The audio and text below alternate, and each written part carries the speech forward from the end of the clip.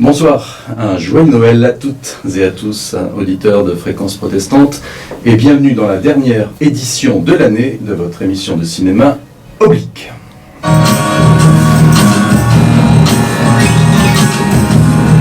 Alors ça va être une première pour cette dernière, puisque nous allons tourner autour du hors-série qu'a publié Télérama sur la grande vague du cinéma d'animation. Et pour en parler, je ne dirais pas qu'on va faire une contre-programmation en hors-série Télérama, bien entendu, mais on va tourner autour avec un spécialiste de l'animation, Francis Gavel. Bonjour Francis. Bonjour. Alors vous êtes journaliste, critique de cinéma, vous travaillez sur Radio Libertaire également, vous avez une émission qui s'appelle « Longtemps je me suis couché de bonne heure », qui est une référence à un auteur de seconde zone. Exactement. C'est pour ça qu'on a voulu un peu le mettre en valeur. Allez, dites-nous de quel livre est tiré cette phrase. Donc c'est la première phrase de La recherche du temps perdu de Marcel Proust, bien évidemment. Alors parlons du cinéma d'animation. Animation, ça vient de anima. Anima, c'est l'âme, le souffle. Est-ce que ça veut dire que le cinéma d'animation aujourd'hui a plus de souffle que le cinéma dit classique ? C'est une bonne question. C'est une question compliquée pour démarrer. Je sais pas s'il a plus d'âme, en tout cas il a peut-être un supplément d'âme par le fait, à mon sens, de transfigurer la réalité, et que même si on fait un film d'animation réaliste, forcément ce sera une vision du réel, ce sera pas un film, il ne pourra jamais être naturaliste comme un film en prise de vue réelle. Donc je pense que s'il y a effectivement une âme, c'est peut-être dans cette transfiguration qu'amène forcément le dessin, le papier découpé, en tout cas le fait de recréer une réalité et de recréer un mouvement. On redonne vie en fait avec le cinéma d'animation. Est-ce que pendant des décennies et jusqu'à aujourd'hui, le nom Walt Disney n'a pas été une des plaies du cinéma d'animation? C'est-à-dire qu'on avait inconsciemment l'idée qu'il y avait une puissance supérieure qui s'appelait Disney et qui peuplait notre imaginaire animé. Sans aucun doute, d'abord parce que effectivement, alors je dirais pour dire quelque chose de positif par rapport à Disney, il y a d'abord de très bons Disney, ça c'est la première chose. Et puis après on peut dire aussi que sur le long métrage en tout cas, Walt Disney aux origines a mis en place un certain nombre de choses, quoi. Le mode de récit, la technique. Pendant longtemps, le cinéma d'animation finalement était considéré par le grand public et même par un certain nombre de critiques de cinéma comme du dessin animé. On disait d'ailleurs, maintenant on dit cinéma d'animation grâce peut-être à quelqu'un comme André Martin, un critique de cinéma.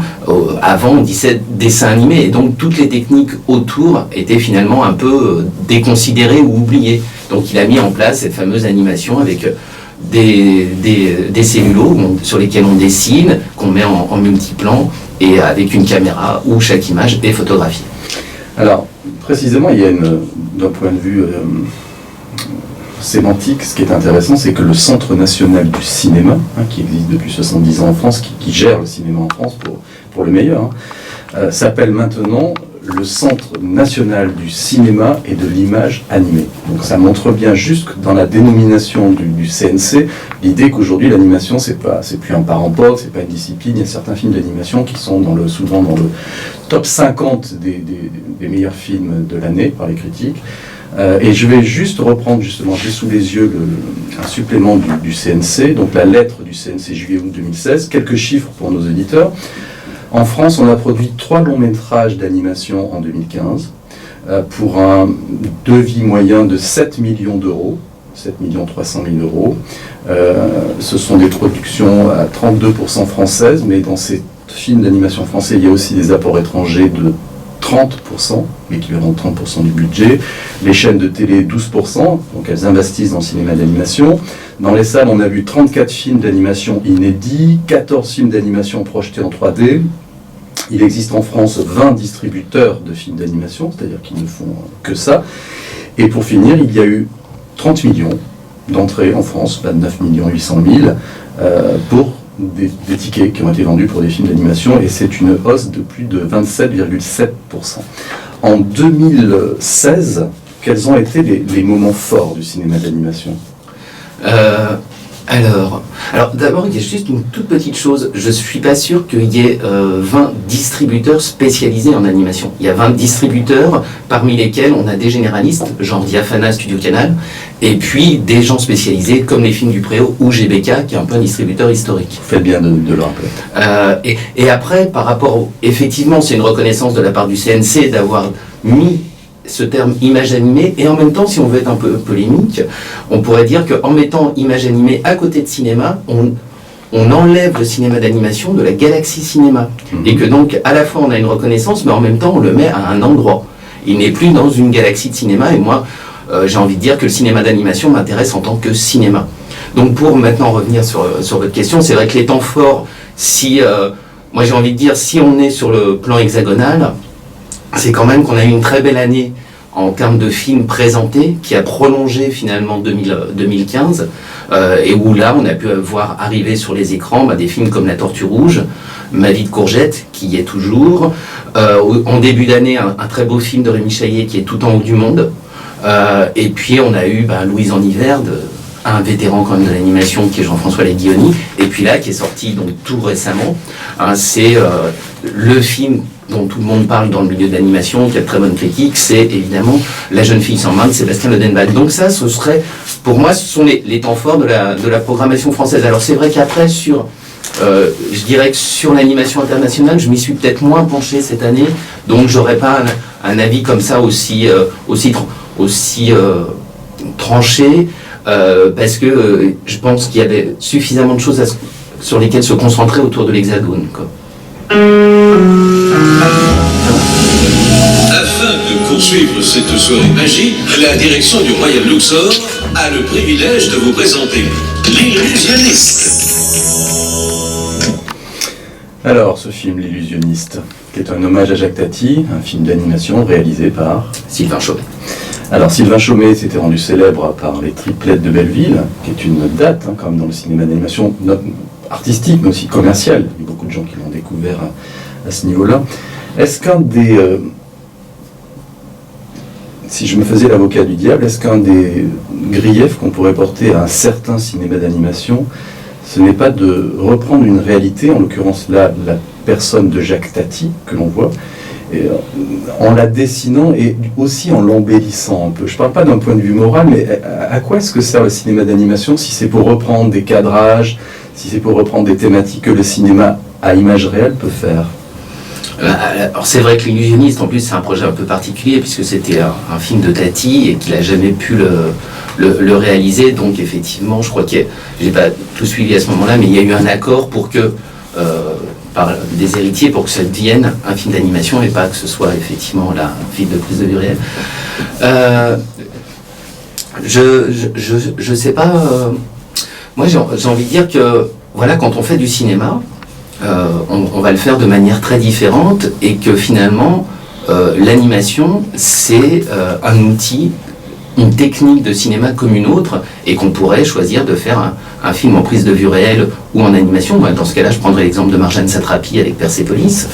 Quand elle fait Persépolis, effectivement, elle adapte sa BD en animation. Alors comme elle n'est pas animatrice, elle le fait avec Vincent Parenaud, et là, il y a un film d'animation, mais le film d'après qu'elle fait, c'est un film en prise de vue réelle, et pourtant, de nouveau, elle adapte une de ses bandes dessinées. Donc je pense qu'on est peut-être sur le choix d'un mode d'expression, et il y a, dans les gens qu'on a cités cette année, des gens qui seraient tout à fait tentés par la prise de vue réelle. Sébastien Lodenbach, c'est quelqu'un qui est tenté par la prise de vue réelle, même si, effectivement, pour l'instant, son premier long métrage est en animation. Il y a de plus en plus de gens qui ont envie de passer de l'un à l'autre, dans l'autre sens aussi d'ailleurs. Patrice Lecomte, voilà, un jour... Wes Anderson, Spike Jonze, des réalisateurs connus pour leurs films, entre guillemets, à image réelle, qui font des films d'animation. Voilà, alors parce qu'il y a un rapport au réel, c'est ce qu'on disait au début, peut-être, qui est différent. J'ai retrouvé un entretien de Marjane Satrapi au Guardian, et elle disait qu'on ne pourra jamais comparer une bande dessinée à un film d'animation, pas forcément par la technique, mais aussi par le côté évidemment collectif, le côté la masse qui va voir un film d'animation, alors que la bande dessinée c'est quelque chose d'individuel, une lecture individuelle. Est-ce que dans le cinéma d'animation, on prend rapidement en compte cette idée qu'on va toucher large. Et large au niveau même des âges, alors que la BD peut être plus segmentée. Tout à fait. Je pense que si on prend là, le cinéma d'animation français, et évidemment, tout distributeur, là on va peut-être arriver à ce niveau-là, va avoir envie d'avoir une large audience. Donc on va être dans une réflexion toujours de cinéma familial, en tout cas la cible, ce très beau mot, la cible, ça va être familial, quoi. Mais je pense qu'on y pense du coup à contrario dès le début, parfois peut-être de manière un peu malencontreuse, et qu'il y a des films qui ne s'adressent pas à la famille. Je pense que Louise en hiver, je dis pas que les enfants peuvent pas y aller, mais que peut-être cette narration plutôt lente, ce personnage solitaire de vieille dame, on est plus dans un voyage intérieur, et que c'est peut-être pas ce qui aujourd'hui fait le cinéma d'animation familial. Mais puisqu'on parlait de Disney tout à l'heure, c'est parce qu'il y a encore entre guillemets une chape de plomb qui aujourd'hui est prolongée même avec talent par Pixar.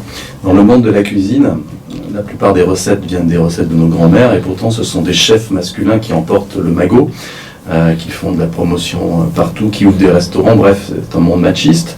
Est-ce que le monde de l'animation, même s'il y a Marjane Satrapi, même s'il y a eu un César pour Céline Devaux, est-ce que c'est un monde masculin?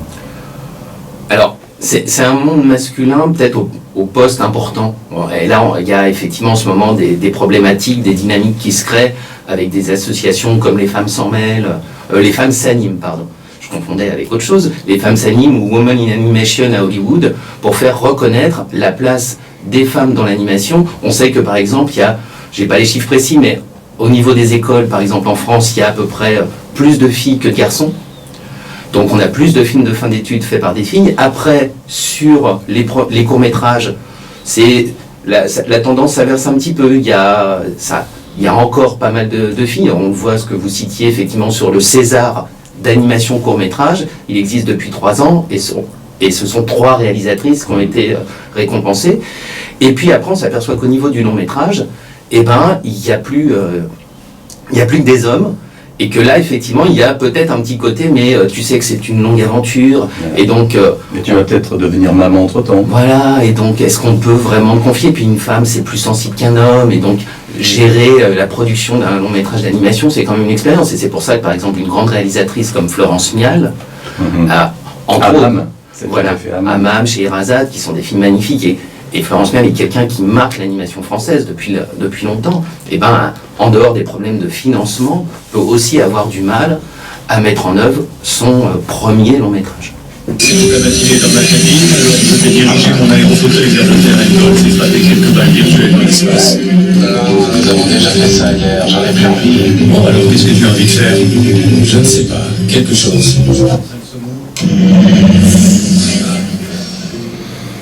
C'était un extrait de Wall-E, produit par Pixar.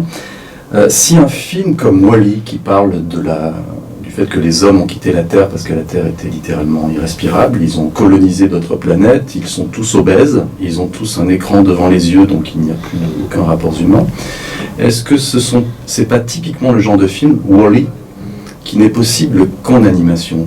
Car le montrer en réalité, il y a Mad Max, il y a Soleil Vert, il y a des choses comme ça, mais est-ce que là, c'est pas vraiment la grandeur de l'animation que d'arriver à sourire de l'horreur? Oui, sans doute.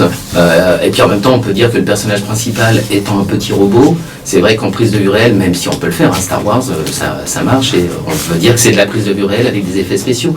Mais peut-être que c'est toujours effectivement, là vous avez raison, c'est la distance que ça crée qui permet de sourire de ce qui nous peine le plus, ou de ce qui peut nous inquiéter le plus. Et ce qui a très réussi, parce que tout à l'heure je parlais un peu des formats de l'industrie américaine, c'est quand même, pendant une demi-heure pratiquement, on est sur un film où on a un personnage tout seul, qui ne parle pas, qui a juste des échanges avec une petite blatte, qui est son compagnon son animal de compagnie.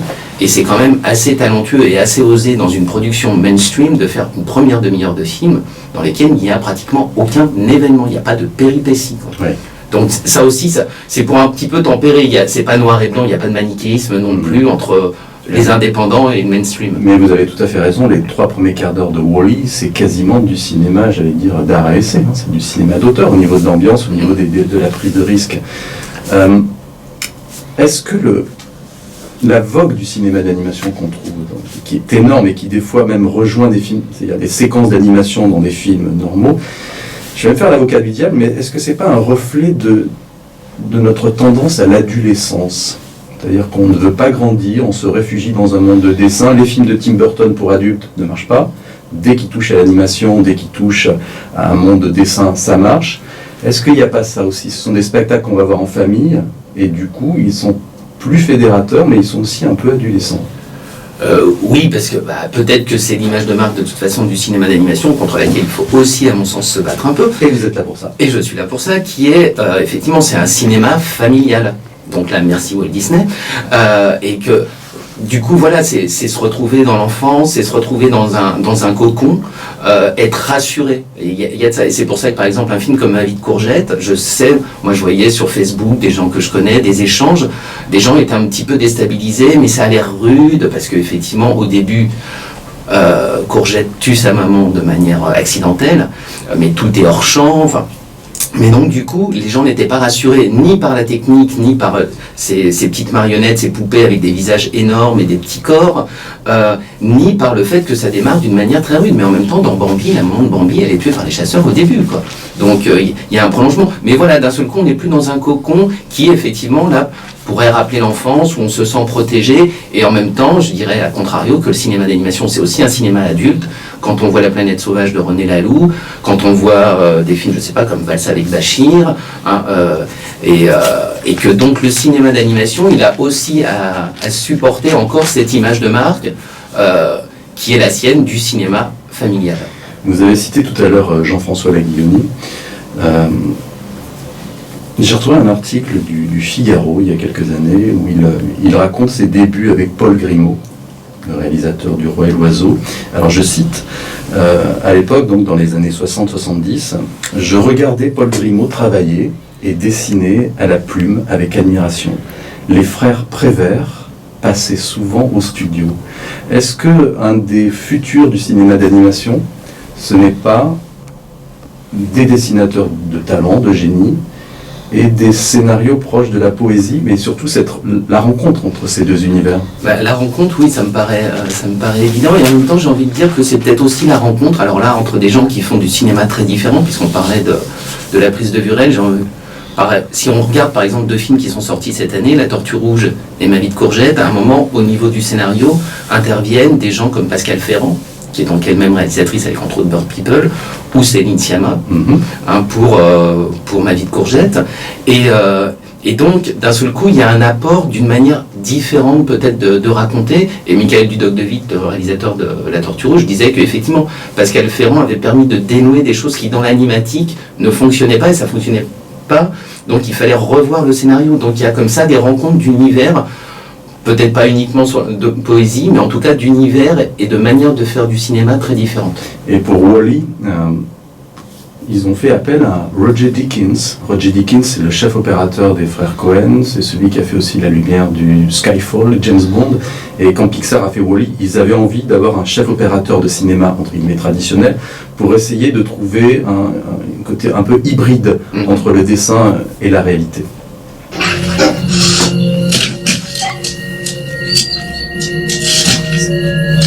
C'est jeune, hein, c'est ça. Je me souviens de chacun d'entre eux. Chaque minute. Il reste 10 minutes. Ah oui, ça va. Je me souviens de chacun d'entre eux. On va parler de votre enfance, les traumatismes, tout ça. Et l'animation derrière, Courgette, c'est moi. Comment Ça fait pas le questionnaire rapide. quelqu'un, un thérapeute du shiatsu? Non, non, j'ai vu personne, c'est pour ça que je t'ai téléphoné, j'y connais rien, moi je fais des films. Et tu crois que c'est pas une thérapie de faire des films? Je te connais. C'est une émission de 25 minutes, on est d'accord, hein?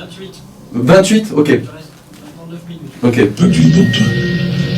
Non, non, pas que je sache. Pas que tu saches. Non. C'était Valse avec Bachir, premier long métrage d'animation fait en Israël.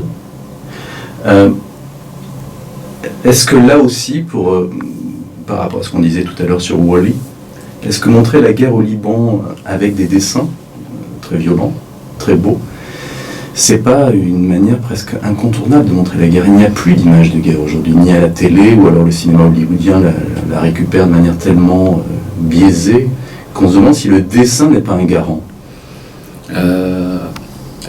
Peut-être. Après, je ne sais pas si j'ai la réponse par rapport à ça précisément, mais il y a aussi une impossibilité de, par exemple, retourner les choses.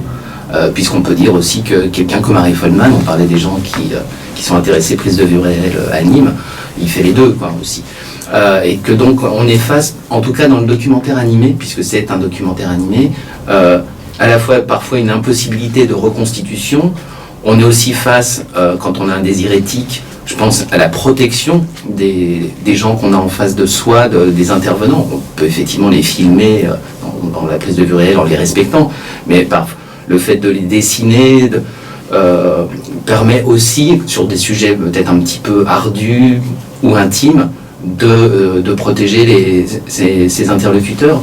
Donc je pense qu'il y a toute une démarche éthique, mais j'ai envie de dire que quand on voit Valse avec Bachir, les scènes, tout ce qui est lié finalement à la guerre est quand même d'une violence qui reste, même si elle est contournée par le biais du dessin. Il insiste bien pour dire que ce n'est pas, effectivement, il y a une technique qui s'appelle la rotoscopie, où on filme d'abord les acteurs et ensuite on redessine. Il insiste bien pour dire que ce n'est pas de la rotoscopie. Donc on est quand même face à une puissance, je pense, de l'image guerrière dans ce film aussi. À propos de rotoscopie, il y a eu ce film très marquant 2012 qui s'appelait Alois Nebel de Thomas Lunac. On pourrait en dire quelques mots. Là aussi, on revisitait une période difficile de l'histoire de l'Europe avec un moyen visuel très étonnant.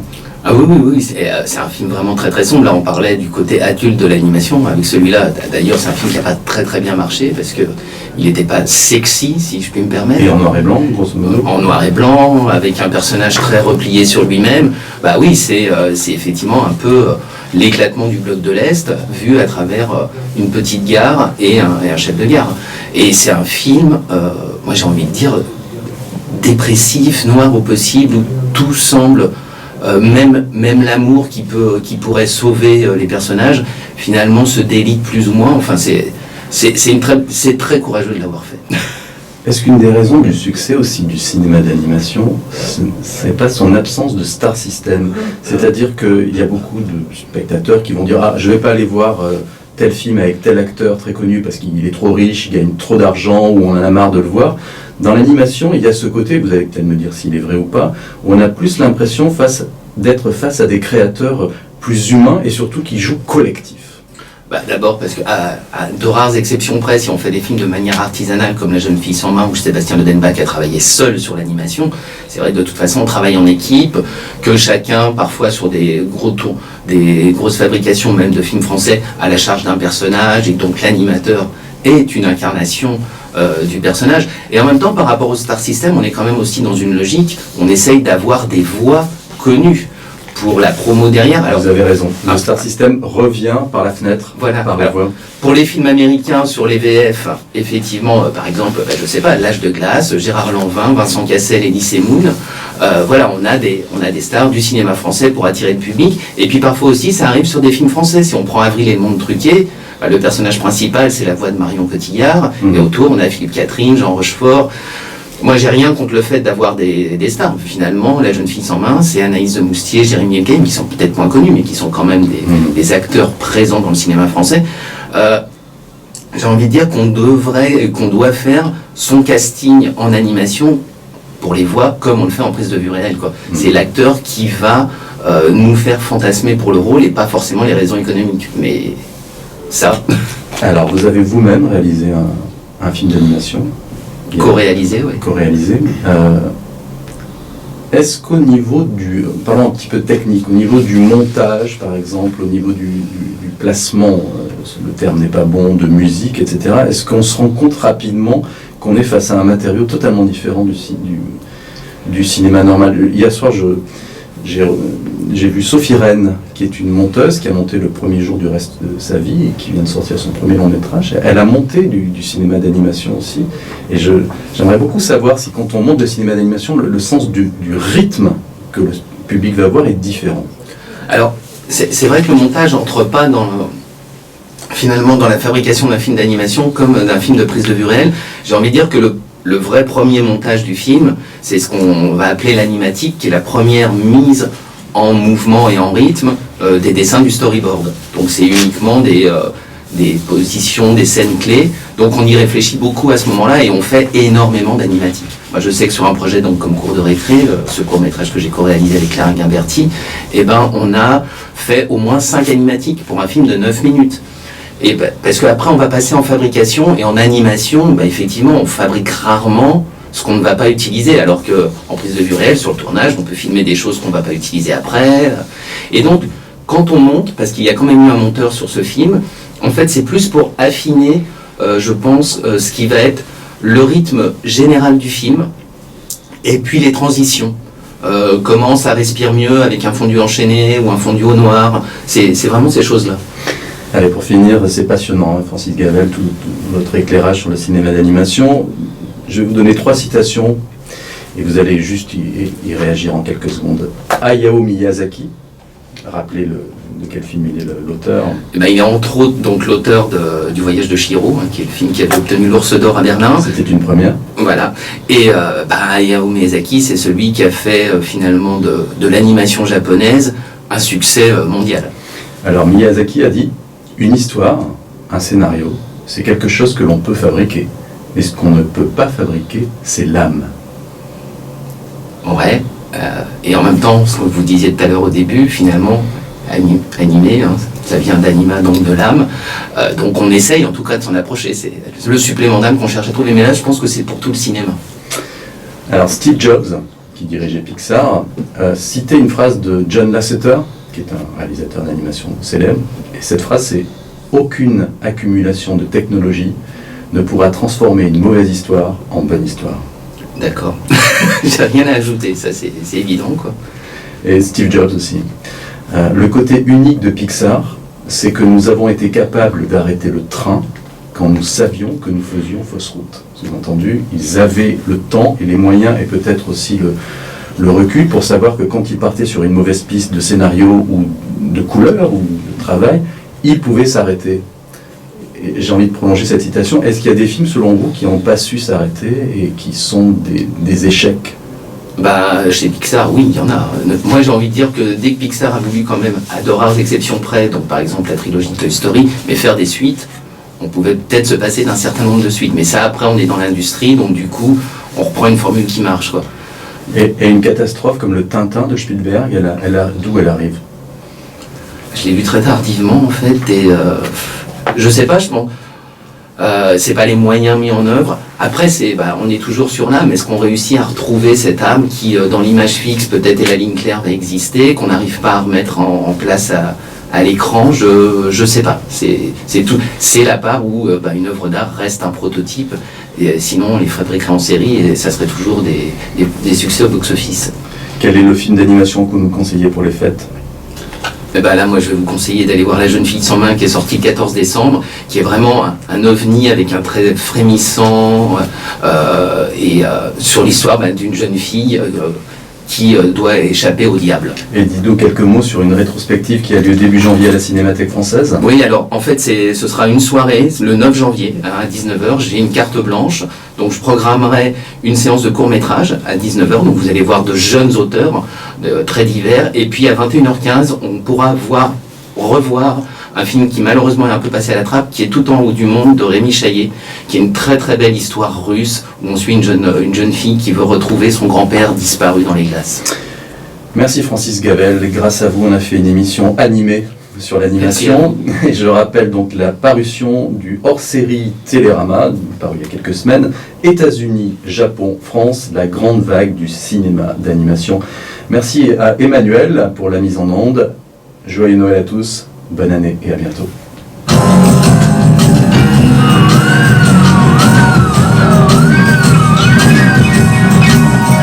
Ça fait du bien de faire court. Ça oblige à faire des questions.